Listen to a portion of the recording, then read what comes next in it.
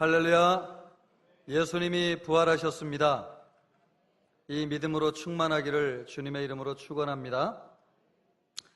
예수님은 부활절 마지막 날 금요일 오전 9시에 십자가에 못 박히셨고 오후 3시에 운명하셨습니다.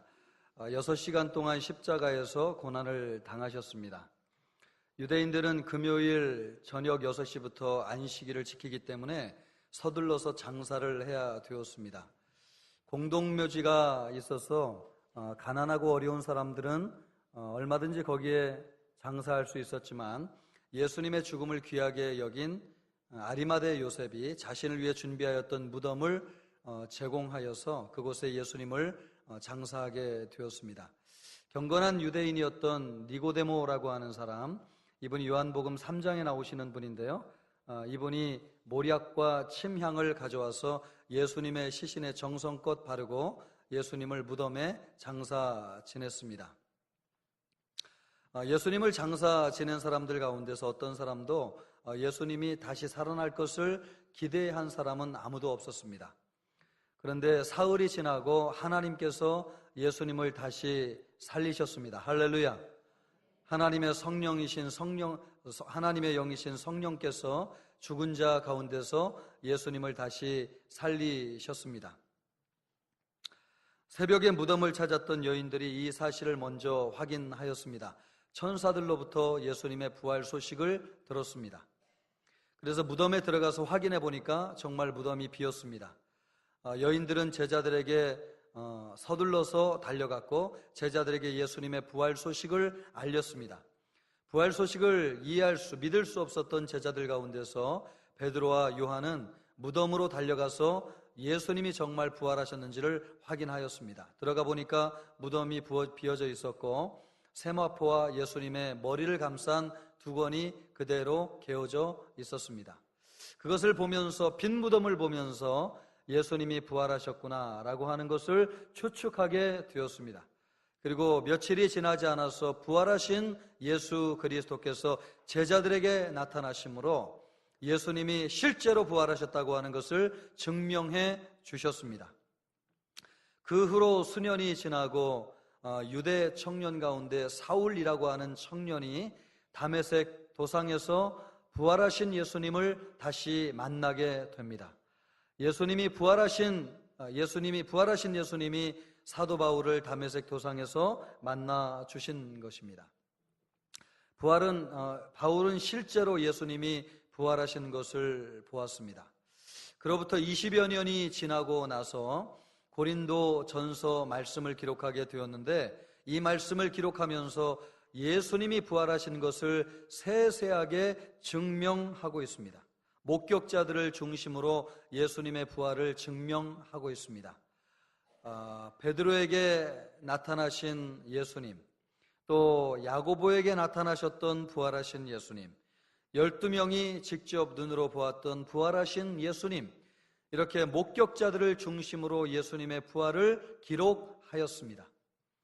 그리고 더 놀라운 것은 예수님의 부활하시는 것을 한꺼번에 500여 명의 형제들이 보게 되었는데 그 중에 상당수의 사람들이 살아있다고 하는 것을 기록하였습니다. 오늘 우리가 보진 않았지만 1, 2부에서 말씀을 교독하였는데 거기에 보면 이 본문 말씀을 교독하였습니다. 대다수의 사람이 아직도 살아있다고 기록하고 있습니다. 그러므로 너희 중에서 부활이 믿어지지 않는 사람이 있으면 예수님의 부활을 직접 목격하였던 사람들에 가서 물어봐라 라고 바울이 기록하고 있는 것이죠. 이렇게 바울은 15장을 가지고 예수님의 부활을 증거하고 있습니다. 그러나 사실 예수님의 부활을 믿는다고 하는 것은 굉장히 어려운 일입니다. 역사상 부활을 안 믿으려고 했던 사람들이 굉장히 많이 있었습니다. 고린도 교회 성도들이 어떤 성도들입니까? 부활하신 예수님을 직접 눈으로 목격하였던 바울에게서 예수님의 복음을 듣고 예수를 믿고 성도가 된 사람들이었습니다. 사도 바울로부터 예수님의 십자가와 부활을 듣고 예수 믿기로 결심하고 성도가 된 사람들이 고린도 교회 성도들이었습니다. 그런데 고린도 교회 성도들 가운데서도 예수님의 부활을 믿지 못하는 사람들이 생겼다고 하는 것입니다. 어떻게 부활이 있을 수 있느냐? 예수님은 절대로 부활할 수 없다. 이렇게 주장하는 사람들이 있었습니다. 그 소식을 듣고 너무 답답해서 고린도전서 15장을 사도 바울이 기록하고 있는 것입니다. 수많은 사람들이 예수님의 부활을 조작되었다고 이야기하는 사람들이 역사적으로 많이 있었습니다. 공부를 많이 한 학자들도, 심지어 신학자들 가운데서도 예수님의 부활은 있을 수 없는 것이니까 그것을 위해서 증명하기 위해서 인생을 허비한 사람들도 있었다고 하는 것입니다. 얼마나 불행한 것입니까? 그런데 우리가 같이 평범한 사람들도 성경을 좀 관심 있게 살펴보면 예수님의 부활이 조작이 아니라고 하는 것을 금방 알 수 있습니다. 몇 가지 증거가 있습니다. 첫째로 마태마가 누가 요한복음의 예수님의 부활 기사를 보면 같은 이야기를 하고 있지만 조금씩 다른 것을 볼 수 있습니다. 특별히 예를 든다고 하면 예수님의 부활을 목격하였던 여인들이 그렇습니다. 그 여인들의 이름도 그렇고 또 어떤 경우는 몇 명이 가서 보았는지도 약간의 차이가 있습니다. 또 예수님의 부활을 가르쳐 주었던 천사의 수도 그렇습니다. 어디 성경에서는 한 명의 천사가 등장하고 또 어떤 성경에서는 2명의 천사가 나오고 있습니다. 또 어느 성경에서는 천사가 예수님의 무덤 안에 들어있었다고 기록하고 있고 또 어느 성경에서는 예수님의 무덤을 막았던 돌 위에 천사가 앉아 있었다고 이야기하고 있습니다. 이런 것을 보면 여러분, 이야기를 꾸며내려고 하면 완벽하게 기록하고 일치해야 되지 않겠습니까?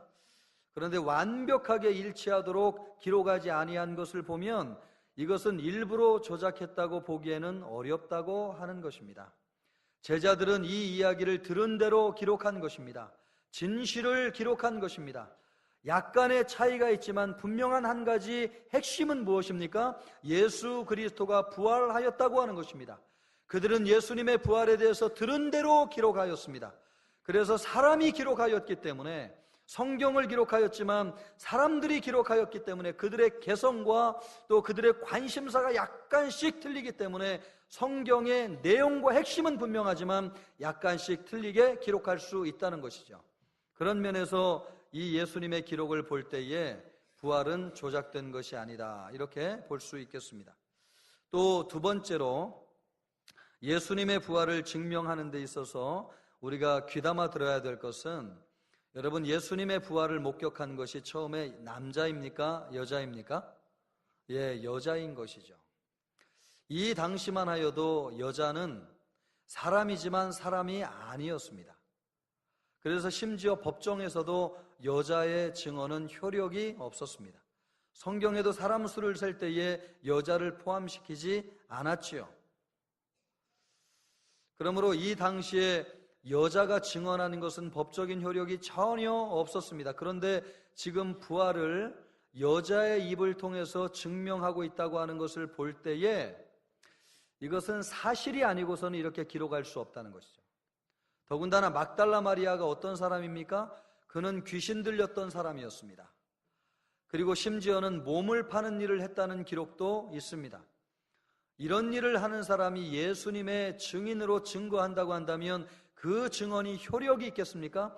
오늘날도 법정에서 어떤 사람이 증언을 설 때에 마약 중독자나 알코올 중독자는 그의 증언이 신빙성을 잃어버립니다. 심지어 이런 여인이 예수님의 부활을 증언하기 위해서 성경에 기록되어 있다? 여러분, 진짜 조작하고 날조하려고 한다면 그런 사람을 증언으로 세울 수 있겠습니까? 더 분명하고 인격적으로 신뢰한 사람을 세워서 예수님의 부활을 증거하였을 것입니다.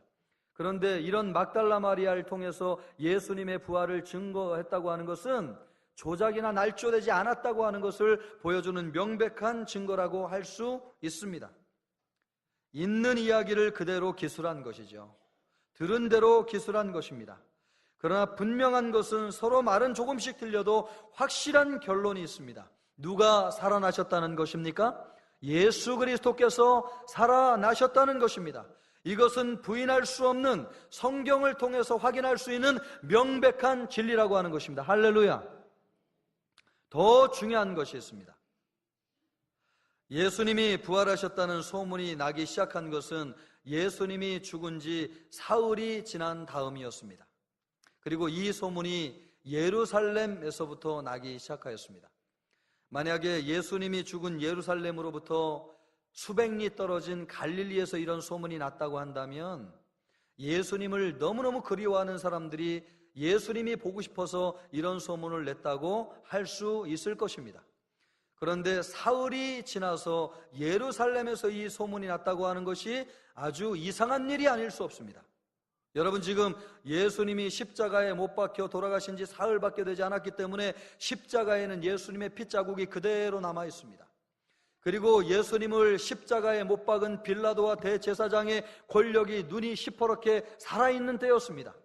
심지어 예수님을 십자가에 못 박으라고 했던 군중들도 예루살렘 천지에 가득가득 차 있었던 때였습니다. 예수님을 십자가에 못 박았던 로마 병정들도 그대로 예루살렘에 있는 시기였습니다. 누가 조작된 사실로 예수님이 부활하지도 않았는데 부활했다고 하는 것을 퍼뜨려다가 붙잡혀가지고 고문을 당하면 여러분, 생명을 유지할 수가 없는 것이죠. 여전히 예수님을 십자가에 못 박은 사람들이 눈이 퍼렇게 뜨고 권력을 가지고 있는 그때에 예수님의 부활을 퍼뜨린다고 하는 것이 이게 있을 수 있는 일이냐 말이에요.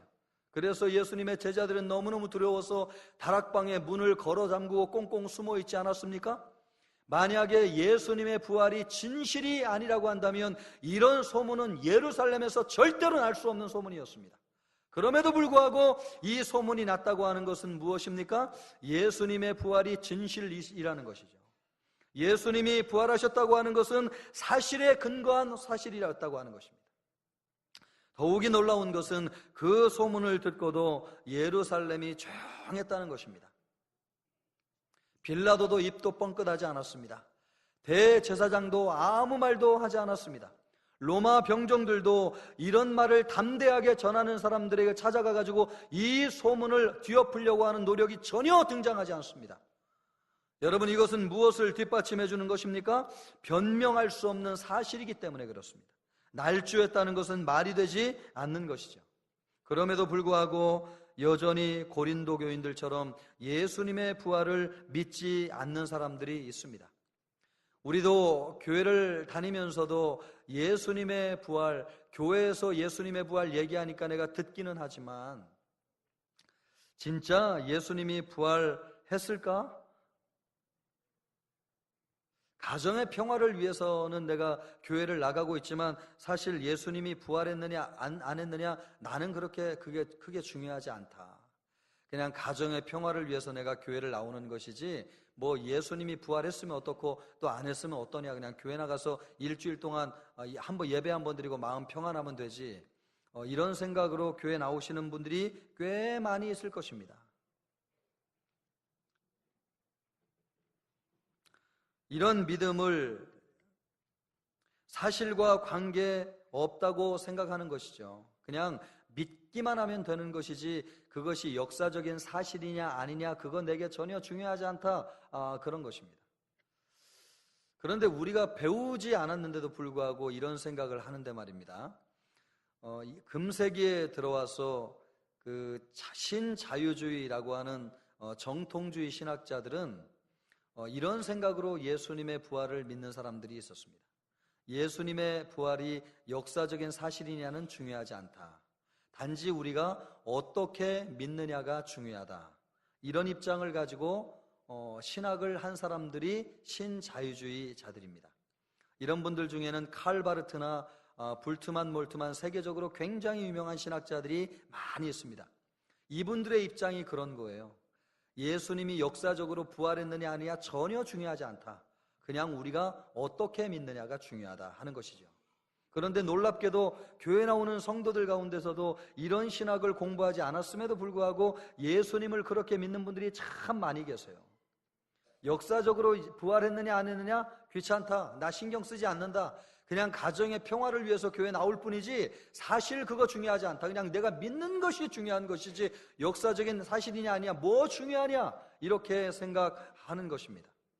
그러나 여러분, 우리가 분명히 알아야 될 것은 예수님이 부활하셨다는 것을 역사적인 사건으로 믿지 않으면 우리는 구원받을 수 없다고 하는 것입니다. 우리 모든 성도들이 예수님의 부활을 믿으실 수 있기를 바랍니다. 그런데 예수님은 역사적으로 분명히 부활하셨다라고 하는 것을 믿으시기를 주님의 이름으로 축원합니다. 역사적인 사실로 예수님의 부활을 믿어야 된다는 것이죠. 바울은 고린도 교인들 가운데서 예수님의 부활을 믿지 않는 사람들을 바라보면서 기가 막혔습니다.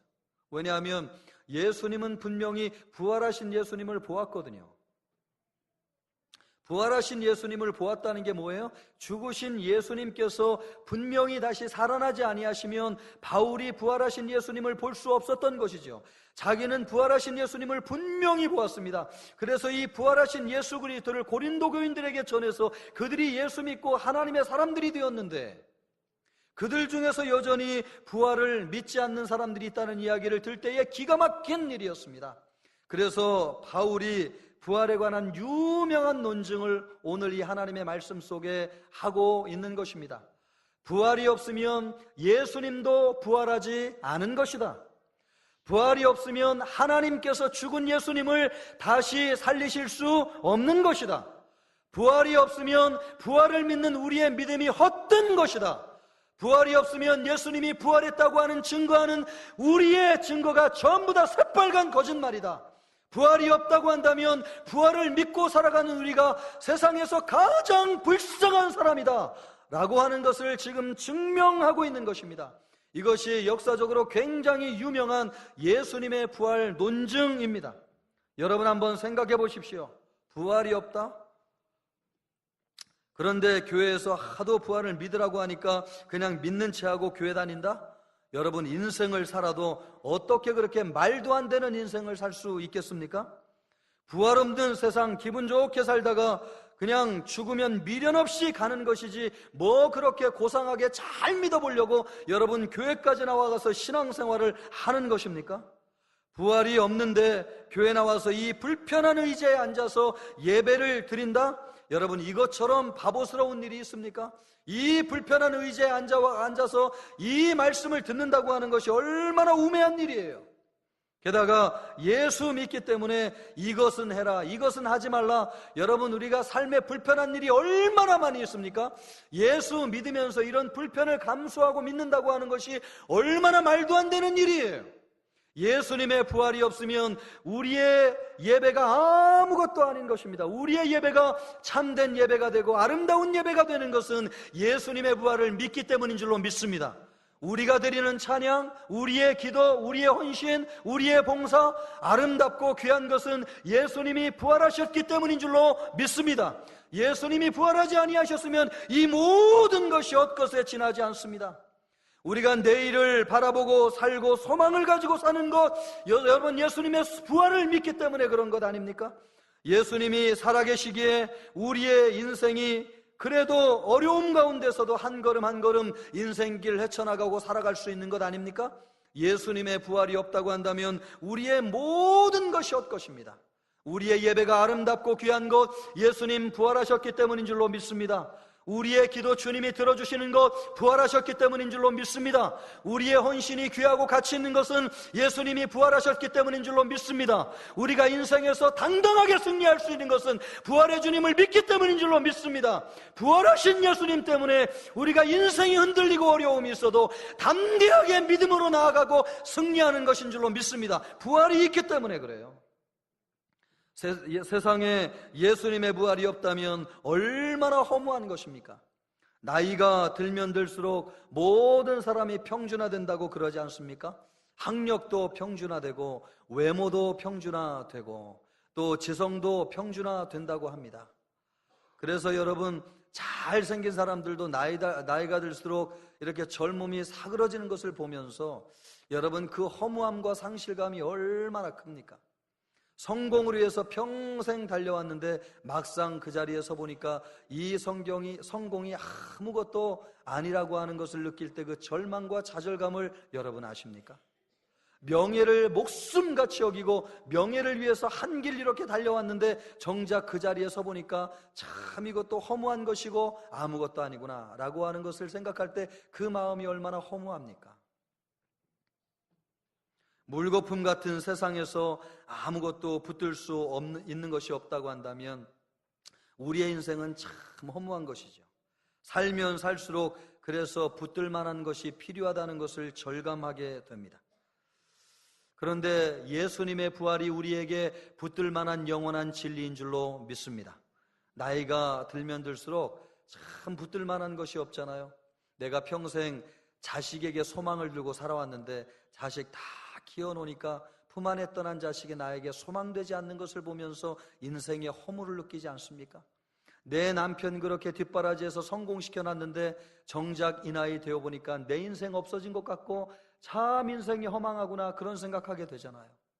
우리 가장들도 가정을 위해서 평생 희생하면서 헌신하고 자식들을 키우고 아내를 행복하기 위해서 그렇게 몸부림을 쳤는데 인생의 어느 지점에 가보니까 그것이 아무것도 아니구나, 나를 알아주는 사람도 없다, 그것을 바라보면서 우리의 인생이 얼마나 흔들리고 좌절하고 절망하게 되는지요. 나이가 들면 들수록 무엇인가 하나만이라도 붙잡고 살면 좋겠다라고 하는 생각을 절감하게 됩니다. 여러분, 우리의 인생 가운데 예수가 소망되는 줄로 믿습니다. 예수님의 부활은 흔들리지 않는 영원한 진리인 줄로 믿습니다. 이 진리가 우리를 든든하게 세워주는 줄로 믿습니다. 여러분, 인생에 붙잡을 만한 것이 나이가 들수록 없어지는데 예수님 부활하셔서 영원한 진리가 되어주시고 이것 붙잡을 때에 우리를 든든하게 세워준다고 할 때에 여러분이 이 진리를 붙잡지 않을 수 있습니까? 예수님의 부활 영원한 진리인 줄로 믿습니다. 이것이 우리에게 소망되어주는 줄로 믿습니다. 이것을 붙잡고 살 때에 흔들리지 않는 인생 되고 참된 우리의 인생에 만족이 있게 될 줄로 믿습니다. 여러분, 예수님의 부활이 우리에게 참 소망이 되는 이유가 무엇입니까? 예수님의 부활은 영원한 진리이기 때문에 그렇습니다. 나이가 들면 들수록 흔들리는 것이 투성인데 확실한 것이 아무것도 없는데 믿으면 믿을수록 분명하고 확실한 진리는 예수님 부활하셨다는 사실인 줄로 믿습니다. 이 예수님의 부활이 영원한 진리예요. 그래서 이 영원한 진리를 붙들고 살아가게 될 때에 우리의 인생은 든든하게 세워지는 것입니다. 그러므로 이 부활의 진리를 믿게 될 때에 우리 안에 놀라운 변화가 나타나게 되는 것입니다. 예수님이 살아계심을 믿고 그분이 나의 주님이 되시고 그분이 영원히 나와 함께 하신다고 하는 것을 믿는 사람에게는 놀라운 변화가 나타납니다. 오늘 그 변화가 무엇이라고 말씀하고 있습니까? 우리가 읽지는 않았지만 첫 번째로 죽음을 이기게 하는 능력이 있다고 성경이 말씀하고 있습니다. 고린도전서 12장 15장 57절을 보면 바울은 부활을 증거한 후에 결론적으로 이렇게 이르고 있습니다. 우리 주 예수 그리스도로 말미암아 우리에게 승리를 주시는 하나님께 감사하노니. 무엇에 대한 승리라고 하는 것입니까? 죽음에 대한 승리라고 하는 것입니다. 이 죽음에 대한 승리를 누가 주셨습니까? 부활하신 예수님이 우리에게 주셨습니다. 그러므로 부활하신 예수 그리스도로 말미암아 죽음을 이기게 하신 하나님을 찬양할지어다. 할렐루야! 지금 사도 바울이 부활을 논증하고 나서 이와 같이 성도들에게 권면하고 있는 것입니다. 예수님이 부활하셨으므로 부활하신 예수님으로 말미암아 우리는 죽음을 이기게 되었다. 그 하나님을 찬양할지어다. 할렐루야! 사도 바울이 지금 그렇게 우리에게 권면하고 있는 것입니다. 예수님 때문에 우리는 죽음을 이기게 된 줄로 믿습니다. 죽음의 영향력으로부터 예수 부활이 우리를 벗어나게 하여 주신 줄로 믿습니다. 살면 살수록 죽음은 우리의 가까이 있다고 하는 것을 느끼게 돼요. 나이가 들어가면 들어갈수록 이 죽음의 실체가 점점 우리에게 가까이 오고 있다고 하는 것을 느끼게 돼요. 저도 여러분 젊었을 때보다 나이 한두 살 더 들어가니까 이 죽음에 대한 실체를 경험하게 되는데 어느 날 문득 그런 생각이 듭니다. 내 아내가 먼저 떠나면 안 되는데 아내 없는 인생을 내가 어떻게 살아야 되나. 아내가 지금까지 나를 좀 뒷바라지를 잘 해줘서 내가 이렇게 그래도 목회를 하면서 살고 있는데 아내가 먼저 가면 내 인생 어떻게 되는 건가. 한편으로는 남자가 먼저 떠나니까 그런 생각할 필요가 없는데도 불구하고 이 죽음이 나이가 들수록 우리 실체 가까이에 와 있다고 하는 것을 점점 느끼는 것을 경험하게 돼요. 그래서 나 죽는 건 괜찮지만 우리 집 사람이 먼저 가면 어떻게 하나 하는 생각을 하는 것을 보면 그분 가심으로 나 불편해진 거 괴롭고 이것이 죽음에 대한 실체를 지금 인식하며 살아가는 거구나 라고 하는 걸 생각하게 돼요. 배우자의 죽음이 우리에게 주는 상처가 크다잖아요. 그것이 무엇을 이야기하는 것입니까? 죽음의 실체를 우리가 가까이 경험하고 있다는 거죠. 그래서 어떻게든 좀 더 오래 살아보려고 우리가 얼마나 무던히 애를 쓰는지 몰라요. 수명을 좀 더 연장해 보기 위해서 운동도 하고 좋은 약도 복용하고 등산도 하고 골프도 치고 또 몸에 좋다는 것을 다 복용하지 않습니까? 그래서 참 효과는 있기는 합니다. 예전보다 10년, 20년 생명이 연장된 것이죠. 그러나 죽음을 조금 미룰 수는 있지만 우리의 죽음을 없앨 수는 없다고 하는 사실입니다. 그래서 사람들이 여러분 더 큰 문제는 무엇입니까? 더 큰 문제는 죽음에 대한 공포와 두려움이 현재의 삶에 영향을 미친다고 하는 것입니다. 살아있으면서도 늘 죽음을 의식하고 살아가요. 살아있는 것이 분명함에도 불구하고 죽음의 공포와 두려움이 내 마음을 떠나지 않고 있는 것이죠. 죽음이 나를 지배하고 있는 것입니다. 살아있지만 죽음이 내 안에 주인으로 왕노릇하고 있는 것입니다. 그런 죽음에 대한 공포와 두려움을 누가 이길 수 있습니까? 고린도전서 15장 22절을 보면 이렇게 말씀하고 있습니다. 아담 안에서 모든 사람이 죽은 것 같이 그리스도 안에서 모든 사람이 삶을 얻으리라. 할렐루야. 아담 안에서 모든 죽은 것 같이 그리스도 안에서 모든 사람이 삶을 얻으리라. 할렐루야. 삶을 얻으리라고 말씀하고 있는 것이 무엇입니까? 살았으나 죽은 사람이 있다는 거예요. 살아있으나 죽었다는 거예요. 죽음에 대한 두려움과 공포에 사로잡혀서 벌벌 떨면서 사는 사람이 있다는 거예요. 그러므로 살아있으나 그는 살아있는 것이 아니고 죽어있는 것이라는 것이죠. 그런데 예수 그리스도 안에서 주님이 우리에게 삶을 얻으리라고 말씀하는 것은 생명 있는 삶을 진실로 살아있게 하는 분이 누구냐? 예수 그리스도라고 하는 것입니다. 살아있으나 진정으로 살아있게 하신 분이 누구라는 것입니까? 부활하신 예수님이라는 것입니다. 할렐루야. 왜요? 주님이 우리의 죽음의 공포를 제거하기 때문에 그렇습니다. 부활하신 예수님이 우리 마음의 죽음에 대한 공포를 가져가심으로 말미암아 우리 마음속에 자유가 있고 생명이 있고 우리 마음속에 기쁨이 있고 감사가 있기 때문에 여러분, 죽음이 우리를 지배하지 않는 것이죠. 죽음이 우리 마음속에 왕노릇하지 않는 것입니다. 생명이 우리에게 왕노릇하는 것입니다. 생명이 우리를 주관하는 것입니다. 그러므로 여러분, 그리스도 예수 안에서 주님이 우리에게 삶을 얻으리라고 말씀하고 있습니다. 할렐루야. 모든 성도들 예수 그리스도의 부활을 믿음으로 말미암아 삶을 얻으시기를 주님의 이름으로 축원합니다. 여러분, 살아있으나 죽은 자들입니까? 살아있으나 여러분의 마음속에 두려움이 여러분을 주장하고 있습니까? 살아있으나 언제 죽을지 몰라가지고 벌벌 떨면서 인생을 여러분 두려운 가운데 살고 있습니까? 여러분은 생명을 바라보고 있습니까? 여러분은 죽음을 바라보고 있습니까? 살아있으나 진정으로 살아있는 성도들 되기를 주님의 이름으로 축원합니다. 살아있으나 죽은 성도 되지 않기를 주님의 이름으로 축원합니다. 그러지 않기 위해서 우리가 누구를 바라봐야 되느냐? 부활이시여 생명이신 예수 그리스도를 바라봐야 될 줄로 믿습니다.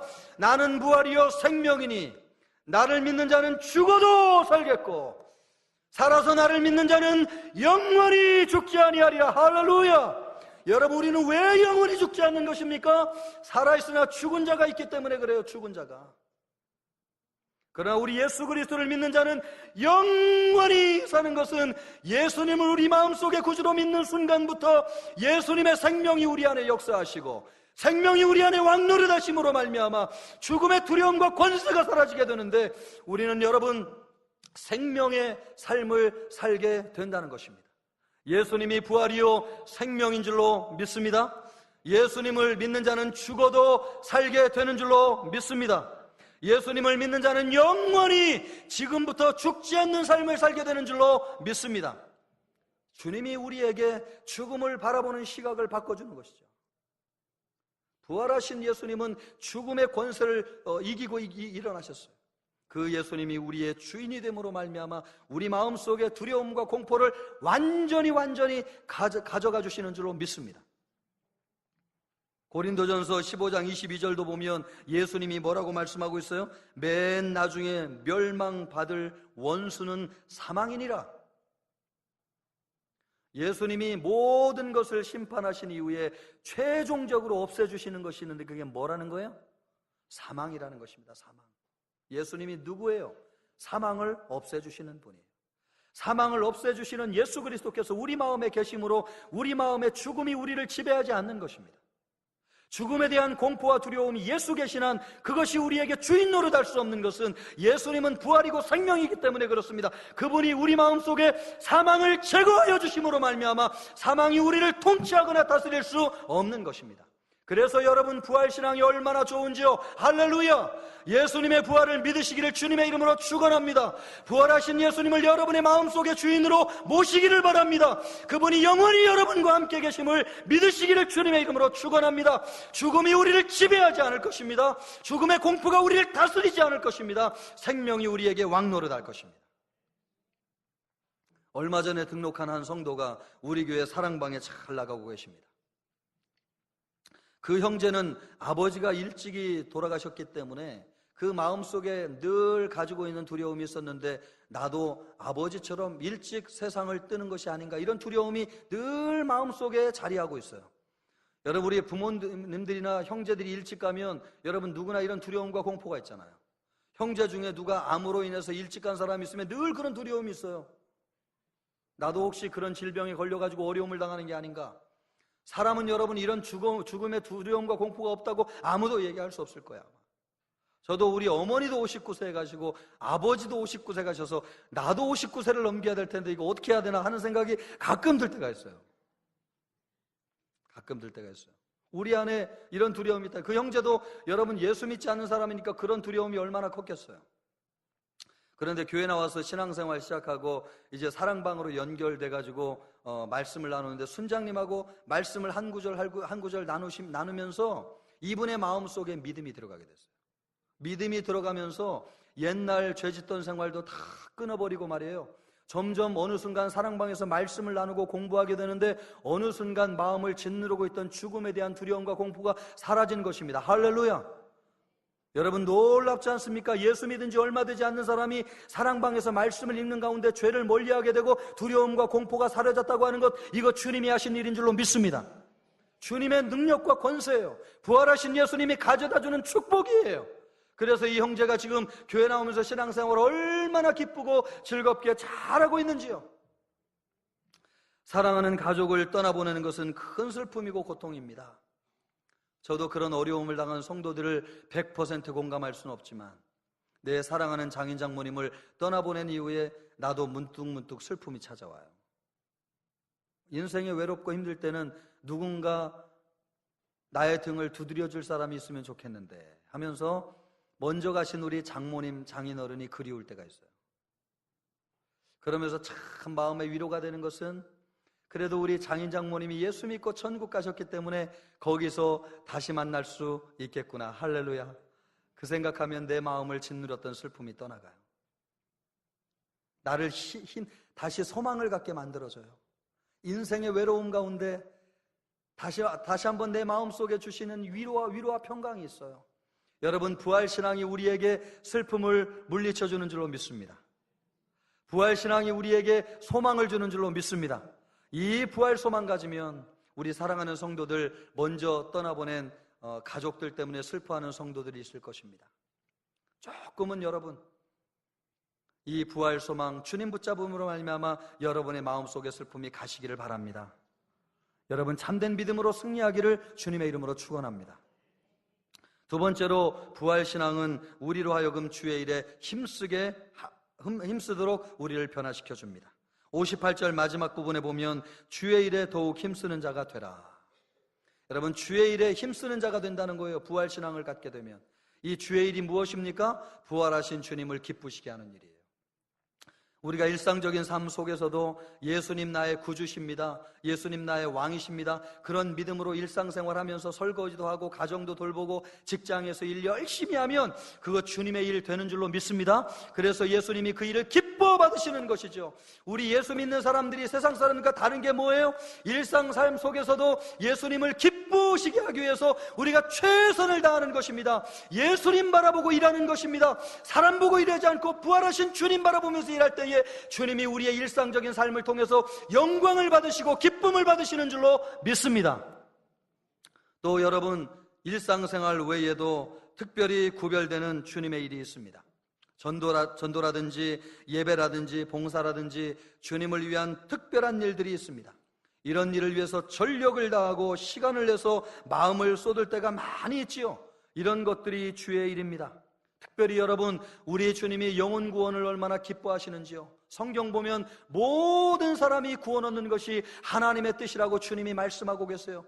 그것을 위해서 예수님이 십자가를 지고 부활하셨습니다. 우리는 그 복음을 듣고 구원을 받았습니다.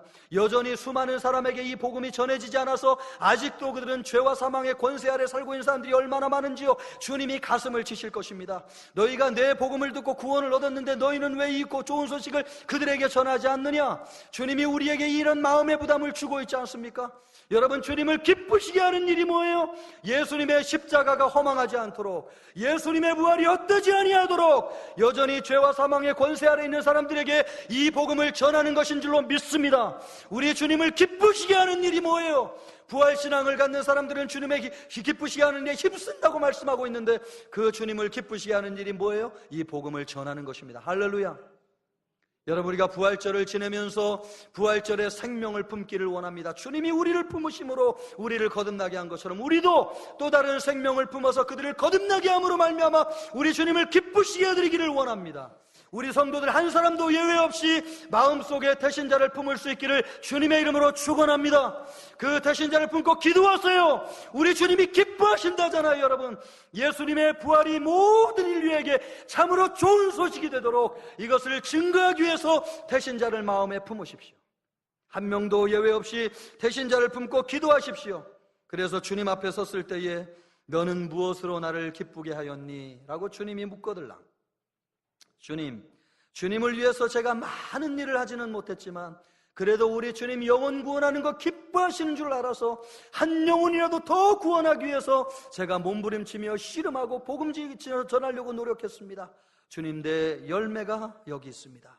우리 주님 앞에 이렇게 주님의 기쁨이 되는 열매를 올려드릴 수 있기를 주님의 이름으로 축원합니다. 우리 주님을 기쁘시게 하는 일을 하자고요. 우리가 진정으로 부활신앙을 가졌습니까? 여러분, 이 부활신앙이 우리에게 능력이 되는 것입니까? 우리의 두려움을 물리쳐 주었습니까? 여러분, 이 부활신앙을 또 다른 사람에게 나눠주십시오. 그래서 이 부활신앙으로 누군가를 구원하는 우리 모든 성도들이 되시기를 주님의 이름으로 축원합니다. 이 시간 우리 부활신앙, 이 신앙을 증거한다고 하는 것을 적용하는 차원에서 우리 새 생명을 품기를 원합니다. 태신자 작정하는 시간을 가지려고 합니다. 여러분, 주보사에 태신자 작정 카드가 들어있습니다. 아주 간단하게 적도록 되어져 있습니다. 여러분, 주님이 여러분에게 내민 손길이라고 생각하세요. 그리고 누군가 생각나시는 분 여기에 이름을 올리세요. 그분이 반드시 구원받아야 된다고 생각하면 여러분 여기에 이름을 쓰세요. 주님이 한자 한자 기억하실 것이라고 저는 믿습니다. 이분을 전도하기 위해서 예수님이 여러분을 먼저 구원하셨다고 저는 믿습니다. 여러분, 누군가의 이름을, 태신자의 이름을 기록하십시오. 그리고 주님 앞에 올려드리십시오. 우리 영상 하나 보면서 준비하도록 하겠습니다.